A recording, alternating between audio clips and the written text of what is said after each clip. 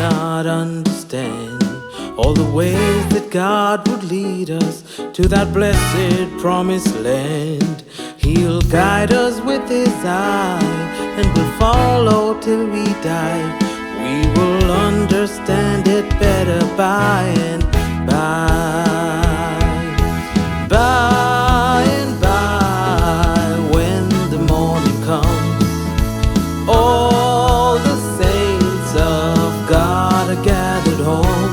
We will tell the stories of how we overcome. We will understand it better by and by. After cherished plans have failed, disappointments have prevailed. We've wandered in the darkness, heavy-hearted and alone. We trusted in the Lord, and according to His word, we will understand it better by and by.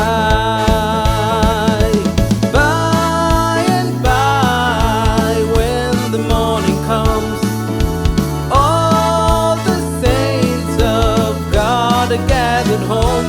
We will tell the stories of how we overcome. We will understand it better by and by.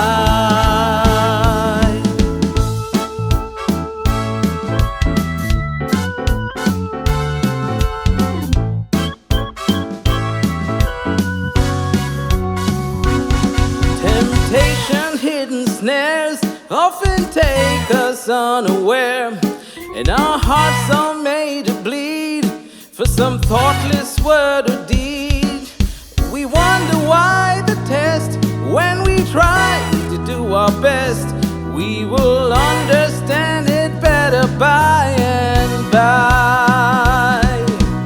By and by, when the morning comes, all the saints of God are gathered home. We will tell the stories of how we overcome. We will understand it better by and by.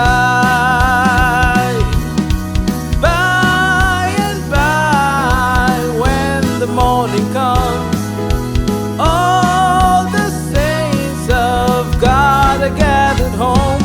We will tell the stories of how we overcome. We will understand it better by and by. We will understand it better. Understand it better.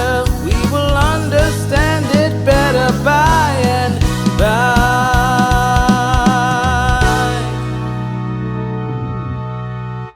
முடிவெடுப்பதை நிர்வகிக்கும் சட்டங்கள்.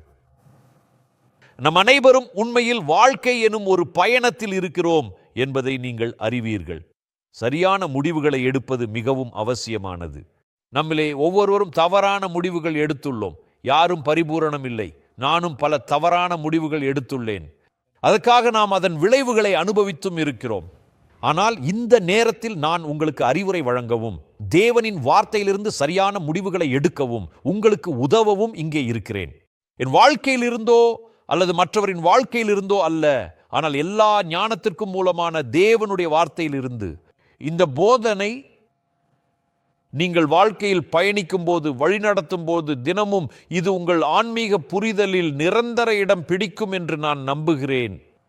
நீங்கள் ஒரு ஞானியாக இருப்பீர்கள் என்று நான் நம்புகிறேன். என்றால் உங்கள் முடிவுகள் தேவனால் வழிகாட்டப்பட்டு வழிநடத்தப்படுகின்றன. எபிரேயர் அதிகாரம் 11 வசனங்கள் 24 முதல் 29 வரை. விசுவாசத்தினாலே மோசேதான் பெரியவனான போது தெளிவாக, உறுதியுடன், முழுமையான தீர்மானத்தோடு தேவனின் சித்தத்தின்படி நடந்தான். பார்வோனுடைய குமாரத்தியின் மகன் எண்ணப்படுவதை வெறுத்து அநித்தியமான பாவ சந்தோஷங்களை அனுபவிப்பதை பார்க்கிலும் தேவனுடைய ஜனங்களுடைய துன்பத்தை அனுபவிப்பதையே தெளிவாக, உறுதியாக, முழு மனதோடும், நித்திய நோக்கத்தோடும், ஆழ்ந்த கீழ்ப்படிதலோடு, ஆவிக்குரிய புரிதலுடன், மனமாறாமல் தெரிந்து கொண்டு, இனிவரும் பலன்மேல் நோக்கமாயிருந்து உறுதியுடன் ஆழமாக அசைக்கமர நித்திய நம்பிக்கையுடன் திடமாக நிற்கின்றவன் எகிப்தில் உள்ள பொக்கிஷங்களிலும் கிறிஸ்துவ நிமித்தம் வரும் நிந்தையை அதிக பாக்கியம் என்று ஆழமாக உறுதியாக மனமாறாமல் ஆன்மீக நுண்ணறிவோடு ஆழ்ந்த நம்பிக்கையுடன் தெளிவாக மிகுந்த தாழ்மையுடன் உண்மையாய் எண்ணினான். விசுவாசத்தினாலே அவன் அதரிசனமானவரை தரிசிக்கிறது போல உறுதியாயிருந்து ராஜாவின் கோபத்துக்கு பயப்படாமல் எகிப்தை விட்டு போனான். திடமான நம்பிக்கையுடன் ஆண்டவரின் வழிகாட்டுதலை முழுமையாக பற்றி கொண்டு முன்னேறினான் என்றும் அசைக்கமர தன்னிலைப்பாட்டில் நடத்தப்பட்டு தீர்மானமான கீழ்ப்படிதலோடு நடந்தான். விசுவாசத்தினாலே முதற்பேரானவைகளை சங்கரிக்கிறவன் இஸ்ரவேலரை தொடாதபடிக்கு அவன் பஸ்காவையும் இரத்தம் பூசுதலாகிய நியமத்தையும் மிகுந்த பக்தியோடும் ஆழ்ந்த கீழ்ப்படிதலோடும் ஆண்டவரின் கட்டளையை மதித்து முழுமையாக மிக உயர்ந்த மரியாதையுடன் பேரானந்தத்தோடும் திடமான விசுவாசத்தோடும் ஆசரித்தான். விசுவாசத்தினாலே அவர்கள் சிவந்த சமுத்திரத்தை உலர்ந்த தரையை கடந்து போவது போல கடந்து போனார்கள். அதிசயமான கர்த்தரின் வழி நடத்தலால் எகிப்தியர் அப்படி செய்ய துணிந்து அமிழ்ந்து போனார்கள். இந்த அற்புதமான பகுதியிலிருந்து சில முக்கியமான ஆன்மீக அம்சங்களை நான் உங்களுடன் ஆழமான வெளிச்சத்தில் பகிர விரும்புகிறேன். மோசேயின் வாழ்க்கையிலிருந்து நாம் கவனிக்க வேண்டிய 7 முக்கிய ஆன்மீக சட்டங்கள். மோசே ஒரு ஆச்சரியமான மனிதர், வேதாகம காலத்தின் மிகச்சிறந்த தலைவர்களில் ஒருவர். அவரிடம் இருந்த அபாரமான ஞானத்திலிருந்து நாமும் வாழ்க்கையில் முடிவுகள் எடுக்கும் போது கற்றுக்கொண்டு தேவன் நம்மை மதிக்கும்படி வாழ முடியும். முதல் ஒன்று, எபிரேயர் அதிகாரம் 11:24 வேதாகமம் சொல்கிறது, விசுவாசத்தினாலே மோசேதான் பெரியவனான போது பார்வோனுடைய குமாரத்தியின் மகன் எண்ணப்படுவதை வெறுத்து திடமான உறுதியுடன் தெளிவாக முடிவெடுப்பதில் முதல் விதி இதுதான். தேவனுடைய ராஜ்யத்திற்கு எதிராக இருப்பவற்றிலிருந்து அனைத்திலிருந்தும் உங்களை பிரித்து விடுங்கள். தேவனுடைய ராஜ்யத்திற்கு சேர்ந்ததல்லாத விஷயங்களுடன் எதுவும் தொடர்பு கொள்ளாதீர்கள். ஏன் தெரியுமா? நீங்கள் தேவனுடைய ராஜ்யத்தில் இருந்தால் தேவனுடைய வல்லமை, ஞானம், அருள், பாதுகாப்பு ஆகியவற்றை மிகுந்த நம்பிக்கையுடன் தொடர்ந்து பெற்றுக்கொள்கிறீர்கள். தேவன் ஒருவரே. ஆனால் நீங்கள் தேவனின் நோக்கத்திலிருந்து மற்றும் தேவனின் ராஜ்யத்திலிருந்து விலகும்போது உங்கள் வாழ்க்கையை திருடவும் கொல்லவும் அழிக்கவும் நோக்கமுள்ள தீயவனின் கைகளில் நீங்கள் உதவியில்லாமல் விட்டுவிடப்படுகிறீர்கள். அலியேனேட் என்றால் என்ன? அதற்கு பொருள் நிராகரிக்கவும், மறுக்கவும், ஏற்க மறுக்கவும், கண்டிப்பாக மறுக்கவும், மறுத்துவிடவும், தள்ளி வைக்கவும் என்பதாகும். நீங்கள் இப்போது ஒரு விரிவான தெளிவான பட்டியலை தயாரிக்க வேண்டும். நான் பிரசங்கித்த பிறகு நீங்கள் நன்கு அறிந்திருக்கும் தேவன் ஏற்றுக்கொள்ளாத அனைத்து விஷயங்களிலும் பழக்க வழக்கங்கள், நட்புகள், உறவுகள் இவற்றை பட்டியலிடுங்கள் மற்றும் அவற்றை கடந்து செல்லும் திறனை தேவனிடம் படிப்படியாகவும் தொடர்ந்து ஆழ்ந்த மனதோடு தீவிரமாக கேளுங்கள். அது இனி உங்களின் ஒரு பகுதியாக இல்லாமல் நீங்கள் அதை நிராகரித்து அதிலிருந்து உங்களை தனிமைப்படுத்திக் கொண்டிருப்பீர்கள். இதனால் தேவன் மகிமைப்படுவார். எல்லாற்றையும் பிரித்து விடுங்கள். அது தேவனுடைய ராஜ்யத்திற்கு எதிரானது. இரண்டாவது, தேவனுடைய சித்தத்தை உறுதியாக மனதோடு ஏற்றுக்கொள்ளுங்கள். மோசே பாவத்தின் இன்பத்தை விட வேறு ஒன்றை தேர்ந்தெடுத்தார். இவர் ஒரு அதிசயமான நபர். இளம் வயதில் வாழ்க்கையில் எல்லா மகிழ்ச்சிகளையும் அனுபவித்துவிட்ட ஒரு முதியவர் பற்றி நான் பேசவில்லை. இப்போது சரி, நான் பரிசுத்தமாக இருக்கட்டும். அவர் ஒரு இளைஞனாக இருந்தபோது, அவன் சிறுவனிலிருந்து பெரிய ஆளாக வளர்ந்த போது 25ஆம் வசனத்தில் அவர் கூறுகிறார், அனித்தியமான பாவ சந்தோஷங்களை அனுபவிப்பதை பார்க்கிலும் தேவனுடைய ஜனங்களோடைய துன்பத்தை அனுபவிப்பதையே தெரிந்து கொண்டு நீங்கள் புரிந்து கொள்ள வேண்டும். மோசே அரண்மனைக்கு ஏற்றவராக இருந்தார். அவர் அரண்மனையில் வளர்ந்தார். அவருக்கு வேண்டிய எல்லா இன்பங்களும் இருந்தன. அவர் பெறக்கூடிய அனைத்தையும் பெற்றிருந்தார். ஆனால் தேவனை பற்றிய உணர்வு, அது அவரை சரியான முடிவை எடுக்கச் செய்தது. அது அவரை தேவனை நினைக்கும் மனநிலைக்கு கொண்டு வந்தது. அவர் சொன்னார், நான் அரண்மனையின் இந்த ஆடம்பரமான வாழ்க்கையில் இருக்க விரும்பவில்லை. தேவனின் மக்களின் துன்பங்களை உணர்ந்து அவர்களுடன் ஒருமித்து இருக்க விரும்புகிறேன். அவர்கள் இருக்கும் இடத்தில்தான் நான் இருக்க வேண்டும். அவர்களை ஆசீர்வதித்து அவர்களுடன் இருக்க விரும்புகிறேன். ஏற்றுக்கொள்வது என்பது தேர்ந்தெடுத்து அனுமதிப்பதாகும். கர்த்தருடைய பார்வையில் சரியானதை தேர்ந்தெடுங்கள். அது வேதனையாக தோன்றினாலும், அது விரும்பத்தகாததாக இல்லாவிட்டாலும். உங்களுக்கு தெரியும், கிட்டத்தட்ட 40 ஆண்டுகளுக்கு முன்பு தேவன் என்னை தம் சேவைக்காக அழைத்தார். ஆரம்பத்தில் நான் உற்சாகமாக இருந்தேன். ஆனால் சில காலங்கள் சென்றபோது நான் மிகவும் பயப்பட ஆரம்பித்தேன். தேவனே, நான் எப்படி பணம் சம்பாதிப்பது? யார் எனக்கு உணவு அளிப்பார்கள்? நான் என் வீட்டை எப்படி வாங்கப் போகிறேன்? நான் எப்படி முன்னேறப் போகிறேன்? நான் என் குடும்பத்துக்கு எப்படி உணவு அளிக்கப் போகிறேன்? ஒரு இரவு இதனால் மிகவும் மனம் உடைந்து நான் அழுதேன். அந்த இரவில் நான் அந்த இருண்ட வானத்தை நோக்கி பார்த்தபோது தேவன் எனக்கு ஒரு எளிய விஷயத்தை சொன்னார்.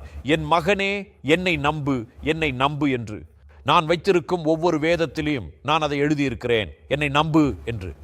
நான் 59 வயதாக இருக்கிறேன். அடுத்த வருடம் 60 ஆகப் போகிறேன். நான் எதிலும் குறைவாக இருந்ததில்லை. ஏனெனில் அவரை நம்பும் சரியான தேர்வை நான் செய்தேன். உங்கள் வாழ்க்கையில நிச்சயமா ஒரு நாள் ஒரு கட்டம் வரும். அப்போது நீங்கள் உங்கள் ஆசைகளை விட்டுவிட வேண்டிய நேரம் வரும். ஆம், என் ஆசை ஒரு மருத்துவராக இருப்பதுதான். ஊழியத்தில் அனுபவிக்க வேண்டிய வலியை அனுபவிக்க வேண்டி இருக்காது. நான் எல்லாவற்றையும் அனுபவிக்க வேண்டிய அவசியமில்லை. ஒருவேளை வெளிநாட்டில் இருந்திருப்பேன். ஆனாலும் தேவனின் வழியை தேர்வு செய்வது சிறந்தது. இன்று அதை பற்றி எனக்கு வருத்தமா? இல்லை. என் ஆசைகளை விட்டுவிட்டதற்கு எனக்கு வருத்தமா இருக்கிறதா? இல்லை. ஏனெனில் என் வழியை தொடர்ந்து சென்றிருந்தால் நான் இறந்திருக்க வாய்ப்பு அதிகம். ஆனால் தேவனின் வழியை தேர்ந்தெடுத்ததால் அது சரியான முடிவானது. சரியான தேர்வு எடுங்கள். இன்பத்தை பின்தொடராதீர்கள். இன்பம் ஒரு கணம் மட்டுமே நீடிக்கும். தேவனின் வழிநடத்தலையும் வழிகாட்டுதலையும் நம்புங்கள். 3வது, உங்கள் தேர்வுகளுக்கு மதிப்பை வழங்குங்கள். எபிரேயர் அதிகாரம் 11 வசனம் 20, இனிவரும் பலன் மேல் நோக்கமாயிருந்து எகிப்தில் உள்ள பொக்கிஷங்களிலும் கிறிஸ்துவ நிமித்தம் வரும் நிந்தையை அதிக பாக்கியம் என்று எண்ணினான். அவர்தான் இருப்பதில் பெருமைப்பட்டார். நான் சுவிசேஷத்தை பிரசங்கிப்பதில் பெருமைப்படுகிறேன். மரியாதை செய்யுங்கள். உங்கள் அழைப்பை ஆழமாக மதியுங்கள். உங்களுடைய தேர்வுகளை எப்போதும் மதியுங்கள். நான் வாழ்க்கையில் கற்றுக்கொண்ட ஒரு முக்கியமான கொள்கை என்னவென்றால், நீங்கள் மதிப்பிடும் விஷயங்களே உங்களை நோக்கி ஈர்க்கப்படுகின்றன. நீங்கள் அவமதிப்பது, அது உன்னை விட்டு போய்விடும். அதனால்தான் என் வாழ்க்கையில் ஒரு கொள்கையை நான் கடைபிடிக்கிறேன். நான் ஒருபோதும் எந்த ஒரு சூழ்நிலையிலும் வேறு ஒரு ஆண் அல்லது பெண்ணை விமர்சிக்க மாட்டேன். தேவனின் மனிதர் அல்லது பெண்ணை எதிர்த்து ஒருபோதும் பேச மாட்டேன் நான் என்றும். ஏனெனில் தேவனுடைய ஒவ்வொரு ஆணும் பெண்ணும் தங்கள் வாழ்வில் தேவனுடைய அபிஷேகத்தை பெற்றுள்ளனர். நான் பல ஆண்டுகளாக பாஸ்டர் ஜிம்மி ஸ்வாகர்ட்டை பின்தொடர்ந்தேன். சமீபத்தில் அவர் பரலோகத்துக்கு எடுத்துக் கொள்ளப்பட்டார். அவர் பாடலை மிகவும் விரும்புகிறேன். அவர் கூட்டங்களை நடத்தும் விதமும் எனக்கு பிடிக்கும். இன்று என் தேவாலயத்தில் ஞாயிற்றுக்கிழமை திட்டமிட்டு நடப்பதெல்லாம் அங்கிருந்து வந்ததுதான். நான் அவரை மணிக்கணக்கில் பார்த்து அவருடைய வாழ்க்கையில் இருக்கும் அபிஷேகத்தை ரசித்தேன். சில ஆண்டுகளுக்கு முன்பு அவரை நேரில் சந்திக்க வாய்ப்பு கிடைத்தது. அவர் எனக்கு ஜெபம் செய்தார். இன்னைக்கு நான் பாடுகிறேன் மிகுந்த நன்றியோட. ஏனெனில் நான் அபிஷேகத்தின் பரிமாற்றத்தில் நம்பிக்கை வைக்கிறேன். நீங்கள் மதிப்பிடும் விஷயம் உங்களுக்கு பரிமாறும் என்பதில் உறுதியாக நிற்கிறேன். அதனால் தான் மதிப்பிடுவதின் முக்கியத்துவத்தை நான் எப்போதும் வலியுறுத்துகிறேன். நீங்கள் உங்களிடம் உள்ளதை மிகவும் மதிப்பது முக்கியம். 4வது, தேவனுடைய வார்த்தையுடன் ஒத்துப்போகாததை விட்டுவிடுங்கள். இது நான் சில நிமிடங்களுக்கு முன்பு சொன்னதுடன் ஒத்ததாகும். வசனம் 27, விசுவாசத்தினாலே அவன் அதரிசனமானவரை தரிசிக்கிறது போல உறுதியாயிருந்து ராஜாவின் கோபத்துக்கு பயப்படாமல் எகிப்தை விட்டு போனான். ஒரு கட்டத்தில் நீங்கள் பிரிந்து செல்ல வேண்டிய நேரம் வாழ்க்கையில் சில சமயங்களில் நிச்சயமாக வருகிறது. ஆபிரகாம் நிறைய செய்திருக்கிறார். நீங்கள் வேதாகமத்திலே நேராக பார்க்கலாம். நீங்கள் வளம் பெற ஒரு பிரிவை மேற்கொள்ள வேண்டியது அவசியம். மோசே எகிப்தை விட்டு விலகினார். அது அடிமைத்தனத்தையும் உலகியலான அமைப்பையும் பிரதிநிதித்துவம் செய்தது. நோக்கங்கள், பழக்கங்கள் மற்றும் உறவுகள். அவர் சொல்ல வேண்டியது போய் முன்னேறு என்பதாக இருந்தது. தேவன் உங்களை பயன்படுத்துவதற்கு முன்பு நீங்கள் சில விஷயங்களை விட்டுவிட வேண்டும். 5வது, உங்கள் முடிவுகளை மிகவும் தீவிரமாக பின்பற்றுங்கள். உங்கள் முடிவுகளை பிடித்து அதுக்கு பின்னால் செல்லுங்கள். வசனம் 27, விசுவாசத்தினாலே அவன் அதரிசனமானவரை தரிசிக்கிறது போல உறுதியாயிருந்து அவர் தேவனை நம்பிக்கையுடன் உற்சாகமாக அர்ப்பணிப்புடன் சகித்தார். என்டுரன்ஸ் என்ற ஆங்கில வார்த்தைக்கு லத்தீனில் உலோகத்தைப் போல கடினமாக இருப்பது என்று பொருள். நீங்கள் உங்கள் நிலையை உறுதியாக பிடிக்க வேண்டும். 1 கொரிந்தியர் 15 வசனம் 58, இது எனக்கு மிகவும் பிடித்த வசனமாகும். ஆகையால் எனக்கு பிரியமான சகோதரரே, கர்த்தருக்குள் நீங்கள் படுகிற பிரயாசம் விருதாவாயிராதென்று அறிந்து நீங்கள் உறுதிப்பட்டவர்களாயும் அசையாதவர்களாயும் கர்த்தருடைய கிரியையிலே எப்பொழுதும் பெருகுகிறவர்களாயும் இருப்பீர்களாக. தேவனை நம்புங்கள். பொறுமை உங்களை வெற்றியாளராக மாற்றும். 6, தேவனின் கட்டளைகளை கடைபிடிக்கவும். வசனம் 28, விசுவாசத்தினாலே முதற்பேரானவைகளை சங்கரிக்கிறவன் இஸ்ரவேலரை தொடாதபடிக்கு அவன் பஸ்காவையும் இரத்தம் பூசுதலாகிய நியமத்தையும் ஆசரித்தான். தேவனின் கட்டளைகளை பின்பற்றுங்கள். படிக்க சிறந்த புஸ்தகம் இதுவே. இந்த புஸ்தகம் நீங்கள் மற்றும் நான் பின்பற்றக்கூடிய வழிமுறைகளால் நிரம்பியுள்ளது. வார்த்தையை வாசியுங்கள். வார்த்தைக்கு கீழ்ப்படியுங்கள். அது உங்கள் முடிவெடுக்கும் செயல்முறையை வழிநடத்தும். ஏழாவது, உங்கள் இலக்கை நோக்கி தைரியமாக கடந்து செல்லுங்கள். வசனம் 29, விசுவாசத்தினாலே அவர்கள் சிவந்த சமுத்திரத்தை உலர்ந்த தரையை கடந்து போவது போல கடந்து போனார்கள். எகிப்தியர் அப்படி செய்ய துணிந்து அமிழ்ந்து போனார்கள். நீங்கள் ஒரு விஷயத்தை புரிந்து கொள்ள வேண்டும். அபிஷேகம் பெற்றவராக இருக்கும்போது, நீங்கள் தேவனால் ஆசீர்வதிக்கப்பட்ட ஒரு நபராக இருந்தால், நம்பிக்கை இல்லாதவர் கடந்து செல்ல முடியாத அந்த இடத்தை நீங்கள் மிகுந்த நம்பிக்கையுடன் கடந்து செல்லும் வாய்ப்பு உங்களுக்கு வழங்கப்படும். தானியேலை சிங்கங்களின் கெபியில் பாதுகாப்பாக வைத்தவர் தேவன். தேவன் இஸ்ரவேல் மக்கள் செங்கடல் மற்றும் எரிகோ சுவர்களை கடக்கச் செய்தவர். தேவன் உண்மையில் சாத்தியமற்றதாக தோன்றும் விஷயங்கள் உங்களை தடையாக்கவோ மிகவும் மெதுவாக்கவோ நிறுத்தவோ விடாதீர்கள். ஏனெனில் கிறிஸ்துவ வாழ்க்கையின் ஒரு பகுதி என்பது சாத்தியமற்றவற்றை கடந்து செல்லும் பயணமாகும். அதை புரிந்து கொள்ளுங்கள். இது எளிதாகவும் சீராகவும் செல்லப்போவதில்லை. இல்லை, போர்கள் இருக்கும், இது இயற்கை நிலை. எப்போதும் சோதனைகள் இருக்கும், ஒருவேளை பிரச்சனைகள் வரும். ஆனால் தேவன் உங்களுடன் இருக்கிறார். பரலோக பிதாவே, இந்த காலை நேரத்தில் நான் இயேசுவின் நாமத்தில் ஜெபிக்கிறேன்.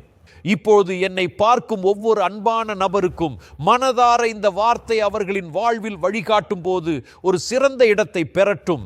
அவர்கள் உங்களுடைய உதவியுடன் முன்னே செல்லும் வகையில் அவர்களுக்கு அந்த புரிதலை அளியுங்கள், அவர்களுக்கு அந்த அபிஷேகத்தையும் அளியுங்கள். இயேசுவின் நாமத்தில் அவர்களில் ஒவ்வொருவரையும் ஆசீர்வதியும். ஆமென். Praise the Lord. I'm Cheryl. My family and I have been members of the Garden City Church for the last 15 years. And over these years, we've walked through the seasons of joy and seasons of trial. Through the Word of God, faithfully brought to us by our pastor, Ernest George, every Sunday, which was an anchor to our hurt and joyful souls. And it took us one day at a time in faith to walk through this. And it was through our difficult moments when we felt the Lord carrying us through, which reminds me of the story of the footsteps in the sand. And in Isaiah 46:4 it says, I will sustain you and I will rescue you.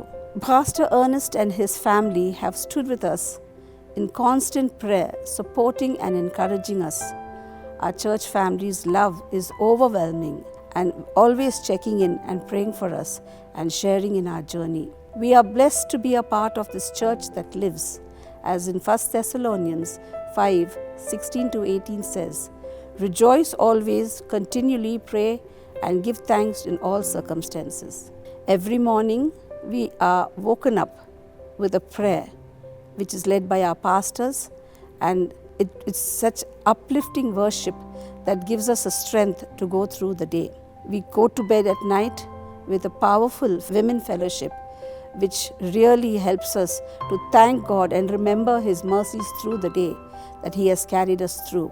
On every alternate Wednesdays, we have the Bible study, which is a well of knowledge and gives us the grace to know everything we really don't go through. And on Saturday evenings, when we have our prayer for Sunday service, we can feel the move of the Spirit due to this prayer, which has encountered so many miracles happening week by week. And we praise and thank God for all this. As Psalm says, this is the Lord's doing, and it's marvelous in our eyes. My family and I are incredibly blessed to belong to this church, and we serve a miracle-working God. I have a testimony that I would like to say.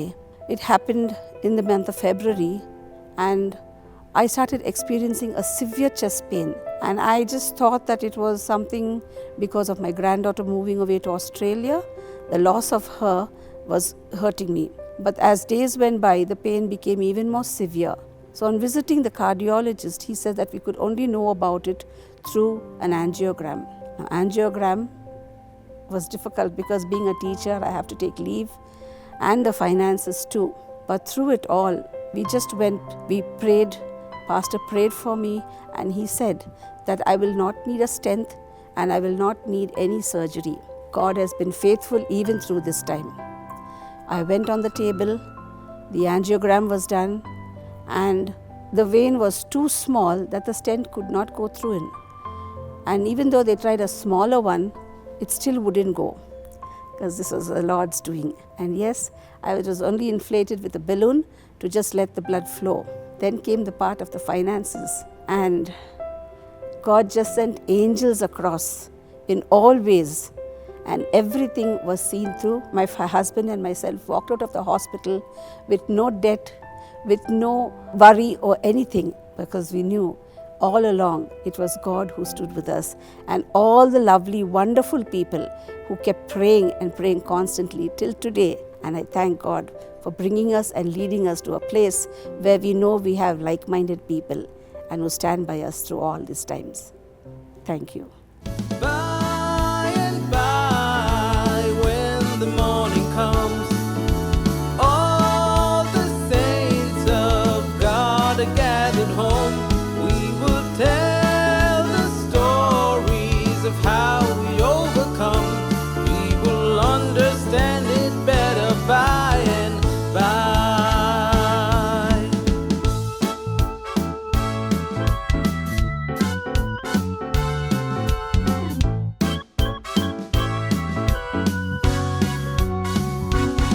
Temptation, hidden snares often take us unaware, and our hearts are made to bleed for some thoughtless